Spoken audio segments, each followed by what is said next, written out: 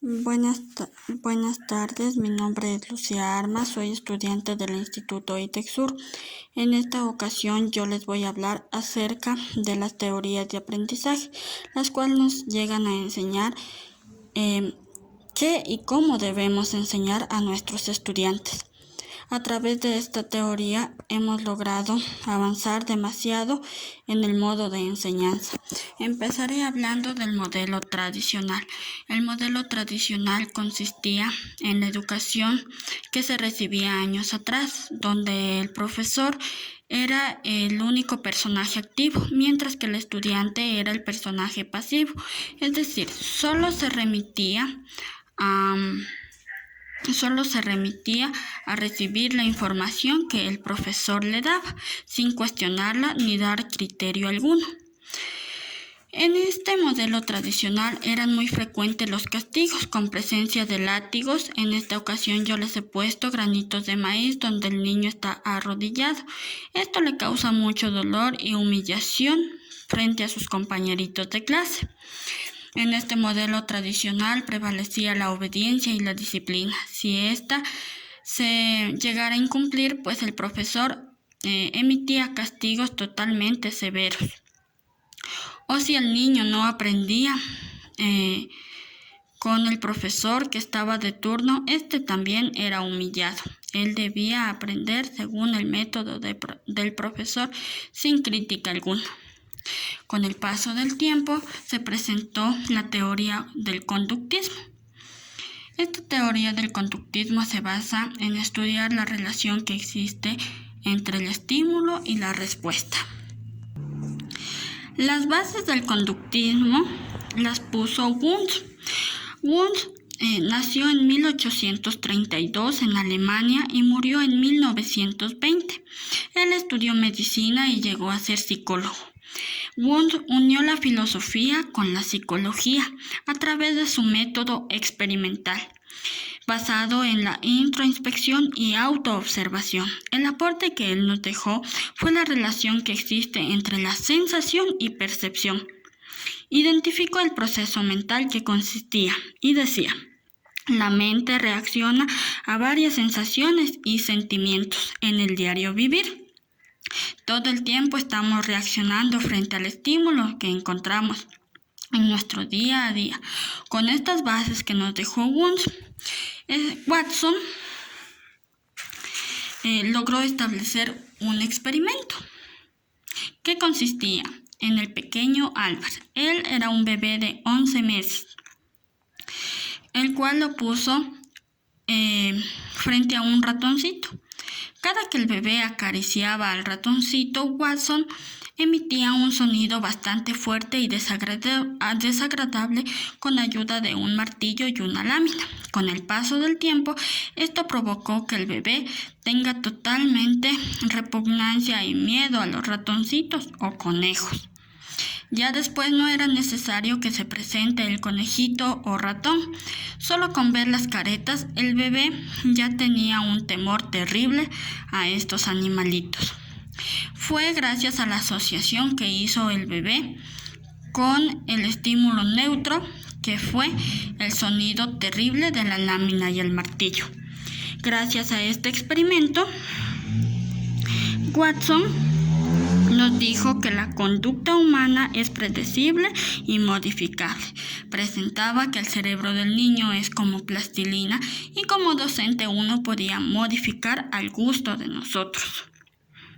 Es decir, si nosotros queríamos una reacción positiva, teníamos que tener un estímulo neutro que logre esta reacción y sea positiva.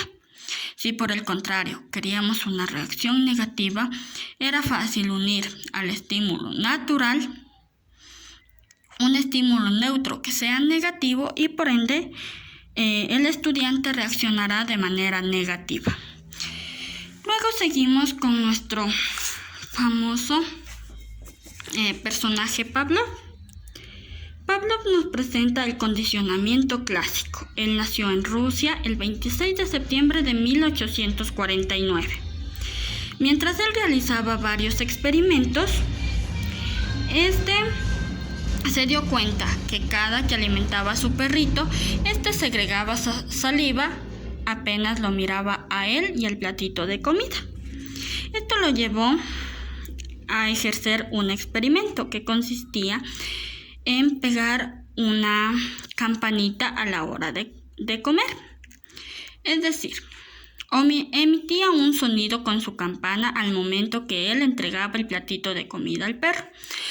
Al inicio, el sonido de la campana sola no provocaba ninguna reacción al perrito, pero con el paso del tiempo y al unir la comida con el sonido de la campana, logró que el perrito segregara saliva, solo con el ruido de la campana.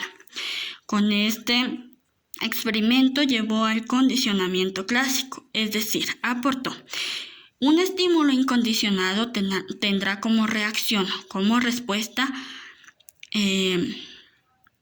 una reacción incondicionada. Si a este estímulo le ponemos un estímulo neutro, como la campana, lograremos una reacción condicionada, que lograremos que sea natural con el paso de los días. Es decir, podemos modificar la mente del estudiante. Terminamos con esta teoría del conductismo con el famoso Skinner y su caja. Este experimento consistía en tener una cajita y dentro de ella una rata. Esta rata presionaba el botón y recibía comida. Con el tiempo él quitó la comida y el ratoncito, cada que presionaba, ya no tenía alimento. Entonces el ratón dejó de hacerlo. Con este experimento, Skinner nos presenta que si nosotros tenemos un estímulo natural, recibiremos una respuesta natural. Pero si a esta respuesta la reforzamos positivamente, se va a mantener. Por lo contrario, si a esta respuesta le damos una negatividad o no le damos refuerzo, esta se va a debilitar, como pasó cuando el ratoncito ya no recibía comida, aunque presionaba el botón. Entonces nos dio a entender que al estudiante podemos mantenerlo positivamente o con la reacción que nosotros deseemos si reforzamos, en este caso con regalos, estrellitas o ciertas cosas que tenemos en nuestro estudio. Si nosotros dejamos de darles regalos o felicitarlos o ponerles estrellitas cuando ellos reaccionen de algún modo que nosotros deseamos, este va a dejar de hacerlo. Bueno, terminada esta teoría del conductismo, vamos a hablar sobre el cognitivismo. El cognitivismo nos habla que las condiciones ambientales van a facilitar el aprendizaje, las experiencias, las demostraciones y los ejemplos que nosotros demos al alumno será una guía para tener un aprendizaje positivo y muy bueno. El aprendizaje debe ser significativo y también debe existir una retroalimentación. Encontramos a Piaget. Piaget nace en Suiza en 1896 y muere en 1920. Él supo observar a sus hijos. De esta observación pudo presentarnos su teoría, en las que existen 4 etapas. La primera etapa es la sensoriomotriz. ¿Dónde está? Esta es de 0 a 2 añitos. Prevalece el pensamiento, el observar, el tocar y el escuchar. Es decir, por medio de sus sentidos, el niño logra explorar y aprender el mundo que lo rodea. Seguimos con la segunda etapa, que es preoperacional. Esta etapa es de 2 a 7 años. Identifica los símbolos con objetos reales, como está el ejemplo. He puesto la ilustración de una flor hecha de plastilina con una flor verdadera. Después tenemos la tercera etapa. En esta tercera etapa Hablamos sobre que el niño aprende a clasificar y también resuelve problemas concretos como divisiones, multiplicaciones, sumas, restas, etc. De 11 años en adelante, el niño se ocupa especialmente de su identidad ante la sociedad. Es por eso que he puesto un espejo. También el niño se vuelve totalmente investigativo. Podríamos hablar de que se vuelve alguien científico. En esta teoría del cognitivismo tenemos el aprendizaje significativo, el cual lo planteó Ausubel. Ausubel nació en 1918 y murió en el 2008. Fue pedagogo. Se basa en que la información previa se la debe relacionar con la información nueva que nosotros queramos otorgar al niño. Debe ser memorística y repetitiva. En esta ocasión yo he puesto pelotitas de colores. Él sabe lo que es una pelota, le atrae y sabe que puede jugar con ella. Le he puesto de varios colores, es decir, si nosotros vamos a enseñar el color rojo, el naranja o el verde, podemos asociarlo con algo que él ya conoce y le gusta. De esta manera se va a volver un aprendizaje significativo que le va a quedar al niño y él va a lograr responder a como nosotros deseamos. Sin olvidar este aprendizaje, porque lo relacionamos con algo de su ambiente y con algo que le gusta. Después tenemos a Brunner. Brunner nos habla sobre el aprendizaje del descubrimiento. Brunner nació en 1915. Él nos dice que las experiencias que viva el alumno va a significar mucho en su aprendizaje. Debemos dejar que el niño explore, debemos interactuar con él y también el diálogo es importante. En esta ocasión yo le represento un árbol, es algo que él ya conoce y tiene en su ambiente, es una arañita.